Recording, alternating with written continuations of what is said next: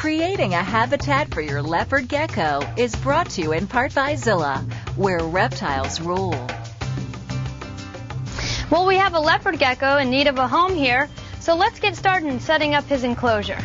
All right, let's begin from the ground up. Let's put our substrate in first, which we have available right here. And what is the substrate that I'm pouring in here? It's a type of calcium sand. If they eat it, they can utilize the calcium, and it's not going to cause impaction or any other problems. And I think it's like the sand where they come from in Pakistan.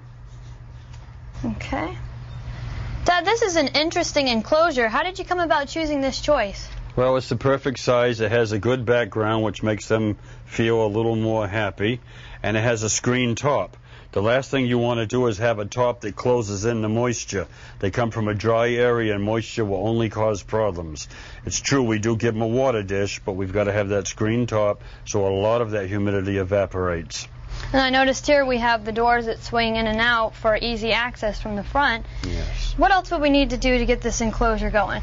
Well, we have the bottom, which is good, and then we always want to make it uneven, just like it is in the wild.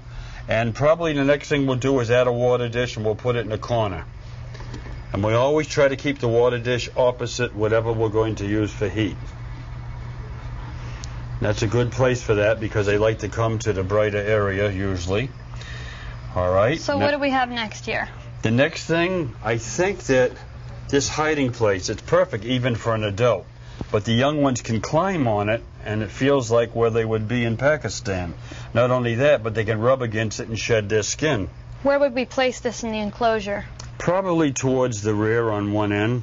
That way they have a good area to walk around. All right, that looks like a nice cozy place for them. And we always keep the opening where they can get to it. That way they have easy access to get inside of it. And this makes them happy once they're in there because they'll turn around and watch the front. Now that we got the hide place in here, what else do we need to put inside the terrarium? Let's put a plant in there, and that way we break up the horizontal and the vertical, and we add depth to the cage. And the animal will like that because it'll be something else to explore. That looks really nice right there. Yes, that's beautiful. And should we add this plant also for a little decoration? Yeah, that would look real good. There we go. Okay, now that we got the plants in there, will the gecko be using this foliage? Not usually. It's more for looks and for depth, but occasionally they might actually climb it. They're really a terrestrial lizard, but once in a great while, if they're hungry, they'll be exploring, and he may actually use that. Do we need to move on to the heating and the lighting of the enclosure? Yes, that would be the next thing. Let's go ahead. We've selected a heating pad this time, and again, we're going to put it opposite the water. That provides a heat gradient. If a reptile gets too warm, their instinctive wisdom tells them turn around, go in the opposite direction. That'll take him into the cooler area, and vice versa. If he's too cool, he'll come into the warmer area. And this is where they sleep at night, so it'll keep them nice and warm.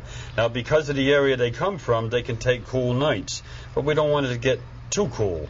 We'd like to have the daytime temperature around 80 or 83 on the warm end, and maybe 75, 77 on the cool end, or anywhere close to that. And I am assuming that we would monitor that with our temperature and humidity gauge? Exactly. Where should I place this in the terrarium?